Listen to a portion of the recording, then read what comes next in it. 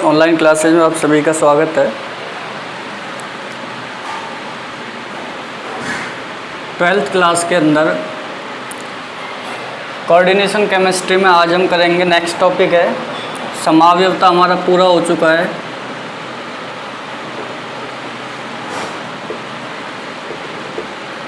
जिसमें हमने दो प्रकार देखे हैं, एक तो थी ज्यामितीय समावयवता और दूसरी है प्रकाशिक समावयवता।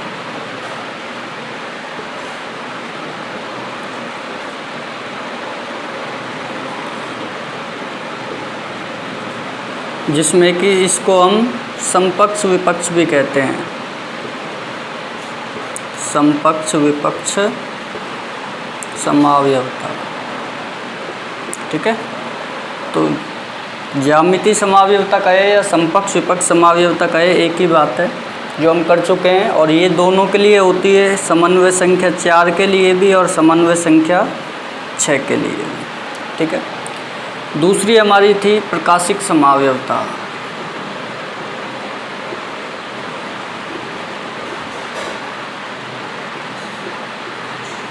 Optical isomerism. और ये भी क्या है, प्रकाशिक समावयवता। इसको भी समन्वय संख्या 4 और 6 दोनों के लिए देखा था हमने। समन्वय संख्या 4 में क्या होगा और 6 में क्या होगा। इस समावयवता के बाद नेक्स्ट हम चलते हैं, अगला टॉपिक है उपसहसंयोजी यौगिकों में बंधन। नेक्स्ट टॉपिक है हमारा इस चैप्टर के अंदर उपसहसंयोजी।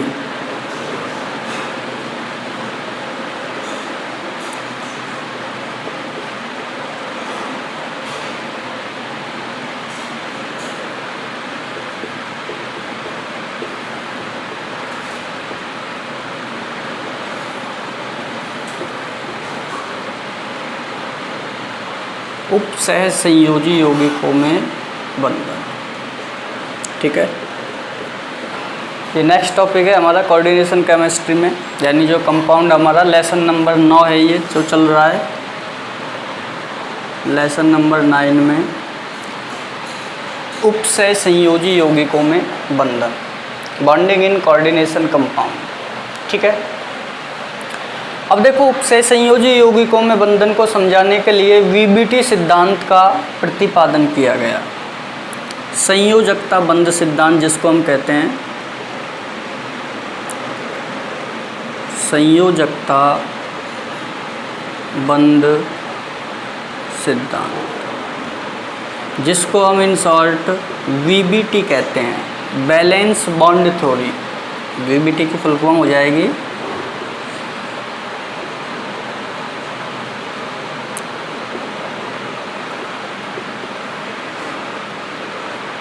Valence bond theory. ठीक है,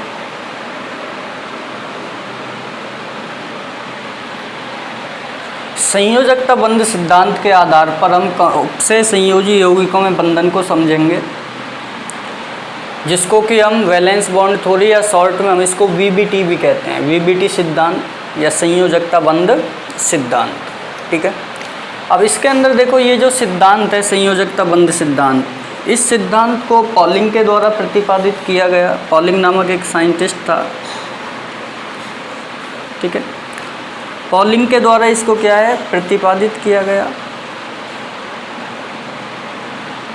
और इस सिद्धांत के अंदर जो मेन चीज़ है, यहाँ से क्वेश्चंस पुटअप किए जाते हैं इस सिद्धांत से, वीबीटी से। आपको मैं कुछ एग्जाम्पल्स करवाऊंगा जिसके अंदर हमको पूरा एक्सप्लेन करना होगा कि उपसहसंयोजी यौगिक जो दिया हुआ है उसमें उसकी ज्यामिति क्या है। आपसे ये क्वेश्चन में सीधा वो पूछ सकता है, आपसे कहे कोई संकुल दे दिया, जैसे आपसे कह दिया PT CN का होल 4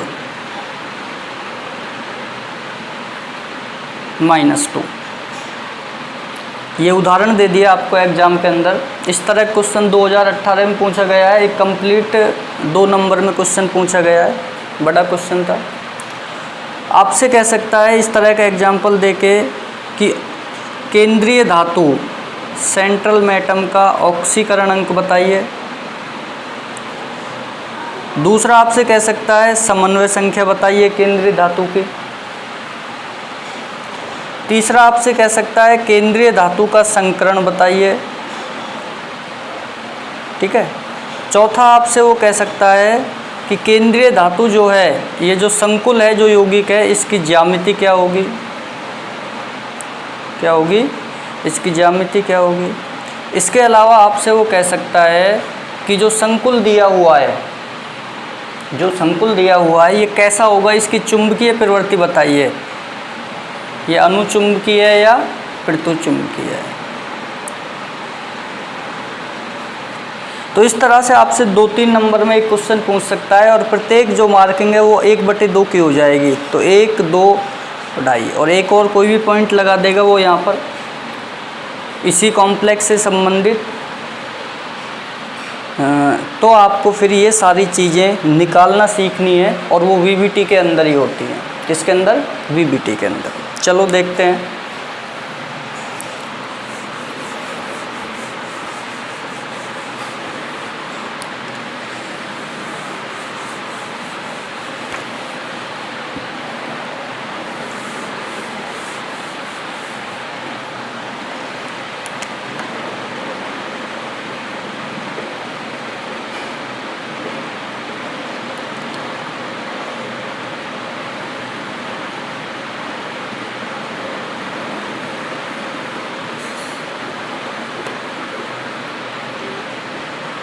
देखो,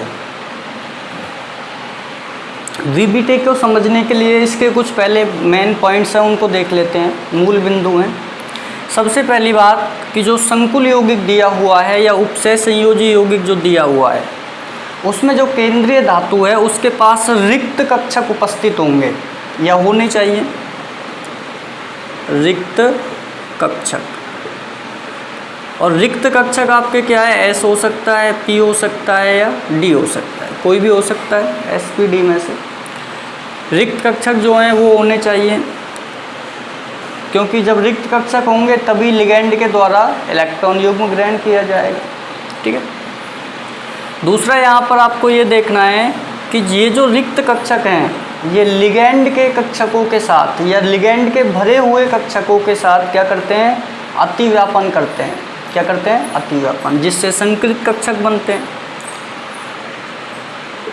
तो अतिव्यापन से क्या होता है?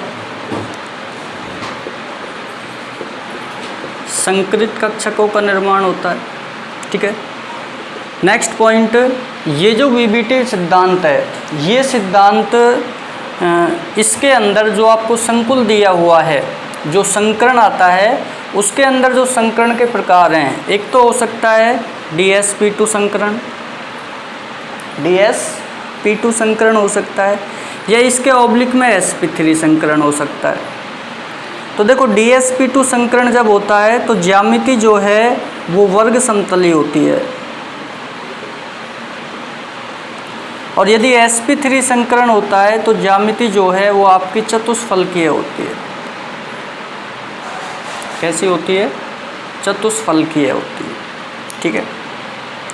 इसके अलावा आपको जो है संकरण जो है वो D2sp3 हो सकता है या फिर sp3D2 हो सकता है। D2sp3 या sp3D2 हो सकता है। तो देखो, जब D2sp3 संकरण होता है तो भी ज्यामिति अष्टफलकीय होती है, ठीक है। और sp3D2 होता है तो भी ज्यामिति जो है संकुल की अष्टफलकीय ही होती है।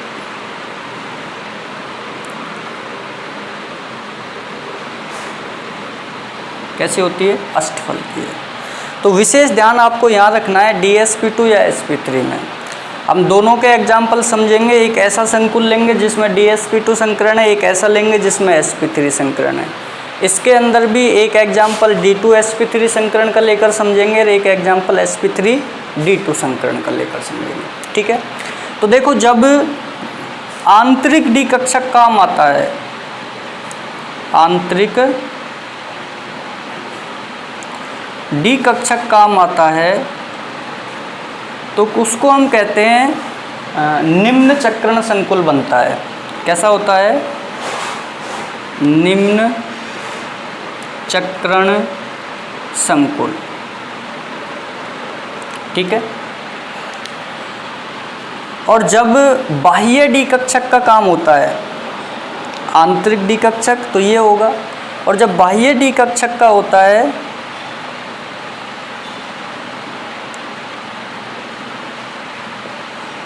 बाह्य डी कक्षक, तो उसके द्वारा उच्च चक्रण संकुल बनता है। उच्च चक्रण संकुल।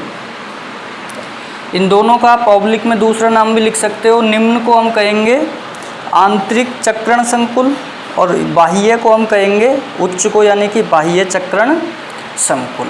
ठीक है। तो ये कुछ पॉइंट्स हैं जो कि वीबीटी के हैं। रिक्त डी कक्षक होने चाहिए और लिगैंड होगा वहाँ पर जो कि इलेक्ट्रॉन युग्म देगा। अतिव्यापन से संकृत कक्षक बनेंगे जब रिक्त कक्षक धातु के और भरे हुए कक्षक लिगैंड के आपस में अतिव्यापन करते हैं तो संकृत कक्षकों का निर्माण होता है। और जितने कक्षक भाग लेते हैं यानी लॉन्ग पेयर डोनेट करते हैं अतिव्यापन के अंदर, वो संकरण को प्रदर्शित करता है। जैसे DsP2 1 D 1 S और 2 P तो DsP2 1 S और 3 P तो sp3। ठीक है। इसी तरह से 2 D कक्षक और sp3 1 S और 3 P तो D2sp3 हो जाएगा। और यदि 1 S 3 P और 2 D हैं यानी कि बाहर वाला D यूज हो रहा है तो sp3D2, यानी कि ऐसे समझ सकते हैं अगर 3D का यूज होता है तो D2sp3, और यदि 4D कक्षक संकरण में भाग लेते हैं अतिव्यापन करते हैं तो sp3D2, क्योंकि 3D पहले आता है 4D बाद में आता है। तो बाद वाला बाहर की ओर हो जाएगा और अंदर वाला जो है वो ये पहले वाला अंदर की तरफ, इसलिए इसको आंतरिक D कहते हैं 3D को।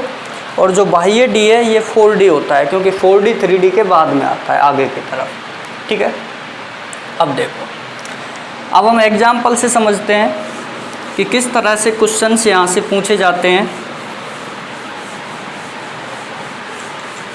और 2018 में यहाँ से एक क्वेश्चन पूछा हुआ है।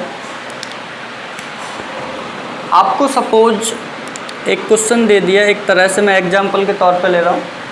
आपसे कहा कि PTCN का होल 4 -2,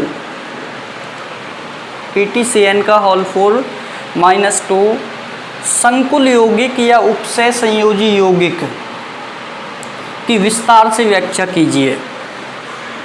कि विस्तार से व्याख्या कीजिए।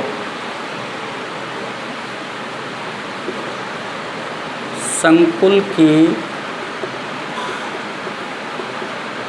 विस्तार से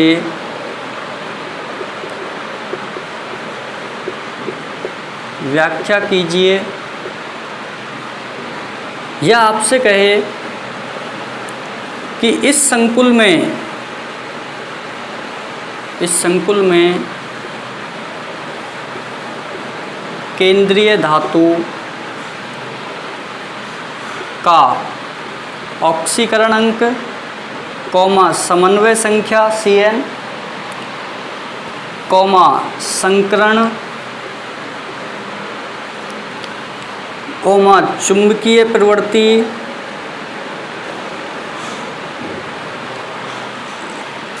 ज्यामिति व बंध कोण को बताइए।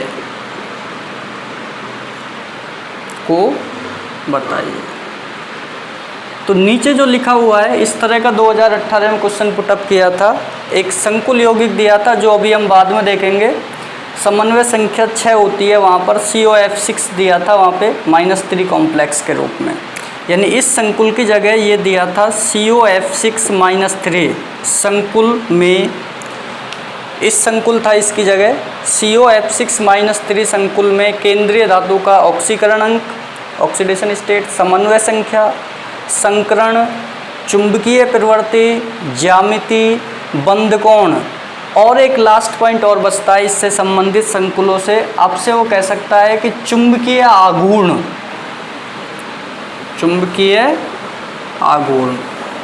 ज्ञात कीजिए। क्या कीजिए? चुंबकीय आघूर्ण बताइए। तो इनमें से कोई भी पॉइंट आपसे 6 पॉइंट उठा के डाल दे और 3 नंबर का सीधा क्वेश्चन पुटअप कर ले, ठीक है।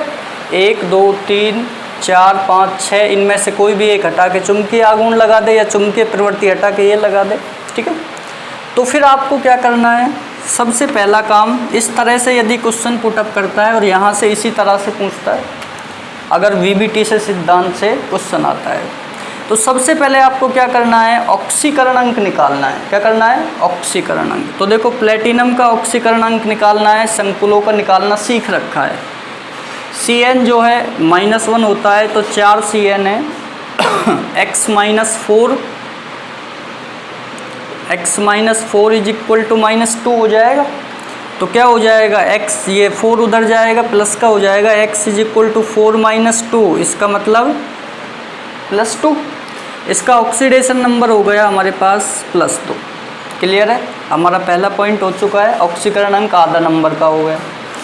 उसके बाद वो समन्वय संख्या की बात कर रहा है। तो देखो समन्वय संख्या की जब वो बात करता है, तो समन्वय संख्या हमें पता है, जितने उपसय संयोजी बंध बन रहे हैं धातु के साथ, यानी कि ये Cn एक दंतुक लिगैंड है तो एक ही बंध बनाएगा, एक दंतुक है तो द्विदंतुक होता 2 बनाता, और त्रि होता तो 3 बनाता।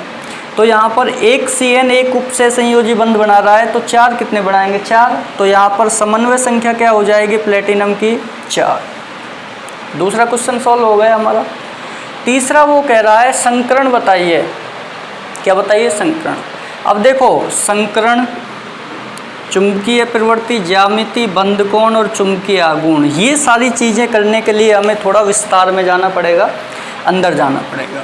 देखो तो सबसे पहले क्या करना है, ये मैंने लिख दिया oxidation state is equal to +2, ठीक है।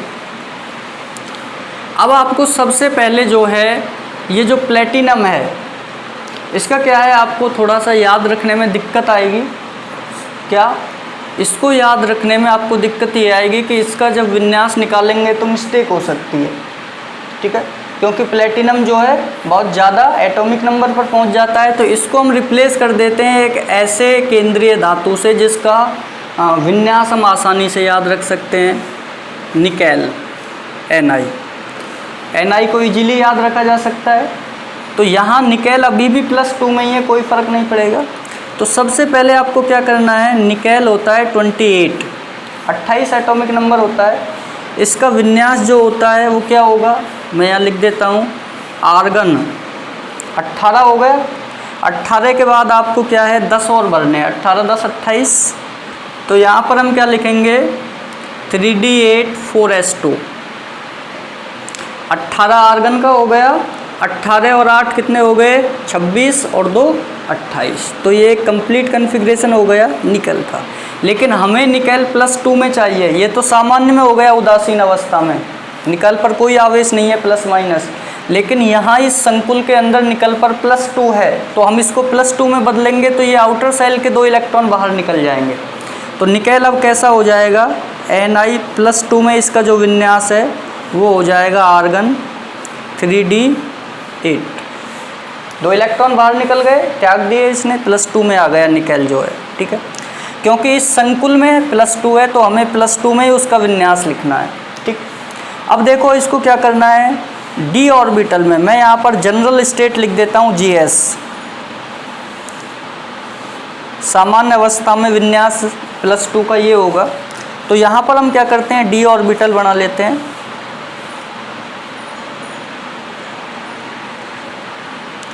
ये 3d ऑर्बिटल हो गया, ठीक है। उसके 3d के बाद क्या होता है, s था यहाँ पर, तो s तो एक ही होता है, तो ये हो गया 4s, बट इसमें कोई इलेक्ट्रॉन नहीं है, अभी भरेंगे। और इससे आगे p होगा, ये 4p, ठीक है। तो देखो d में कितने इलेक्ट्रॉन हैं, 8। आउटर सेल इलेक्ट्रॉन लेना है, आर्गन से हमें कोई मतलब नहीं है। तो 1 2 3 4 5 6 7 8। s में 2 इलेक्ट्रॉन त्याग दिए, तो यहाँ तो क्या है, 4s 0 है।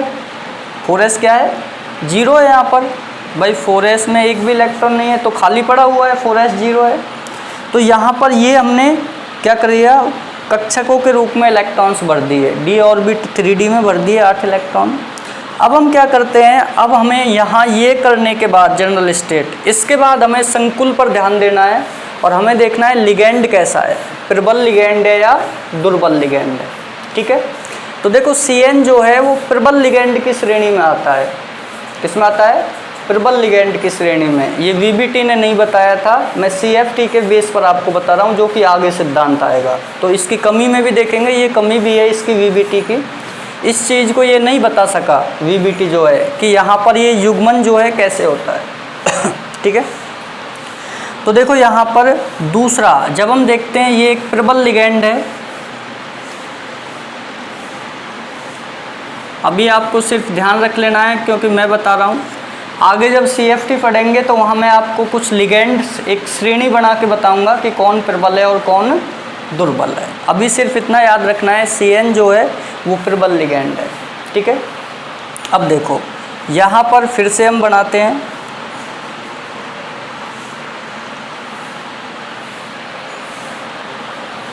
उसके बाद 4s और उसके बाद 4p।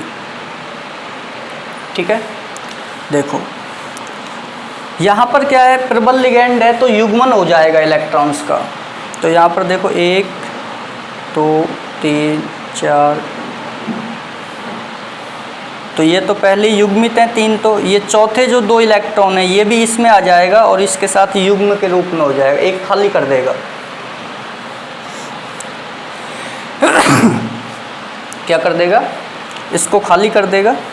तो देखो यहाँ पर अब क्या है, CN जो है 4 हैं, तो एक CN एक लॉन्ग पेयर देगा, एक दंतुक लिगेंड है तो एक लॉन्ग पेयर यहाँ पर दे दिया CN ने, दूसरा यहाँ पर दे दिया, तीसरा यहाँ पर दे दिया और चौथा यहाँ पर दे दिया। ठीक है, तो देखो जहाँ पर लॉन्ग पेयर दिए हैं उनको देखो, एक D है, एक S है और 2 P हैं, तो संकरण क्या हो जाएगा यहाँ का, DsP2 संकरण हो जाएगा। कैसा हो जाएगा, DsP2 संकरण हो जाएगा। भाई आपको वो देखना है जहाँ पर लॉन्ग पेयर डोनेट किए जा रहे हैं, सामान्य तरीके से नहीं देखना है। सामान्य यौगिकों में जब संकरण देखते हैं तो हम देखते हैं अयुग्मित इलेक्ट्रॉन वाला सिस्टम। यहाँ पर उपसय संयोजी यौगिकों में बंधन को समझना है VBT के अकॉर्डिंग, तो हमें लॉन्ग पेयर जहाँ दिए जा रहे हैं वो देखने हैं। तो एक D है, एक S है और 2 P हैं, तो संकरण हो जाएगा इस संकुल के अंदर DsP2 संकरण। कैसा हो जाएगा, DsP2 संकरण। ठीक है, अब देखो जब DsP2 संकरण है, अब बात आती है अगली ज्यामिति की। तो DsP2 संकरण में मैंने अभी आपको बताया था वर्ग समतली ज्यामिति होती है। कैसी होती है, वर्ग समतली ज्यामिति होती है।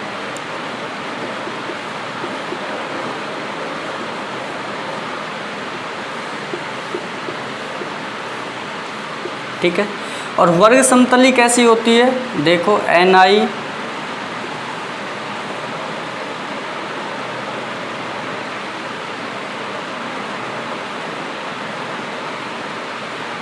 ये वर्ग समतली ज्यामिति है, CN CN।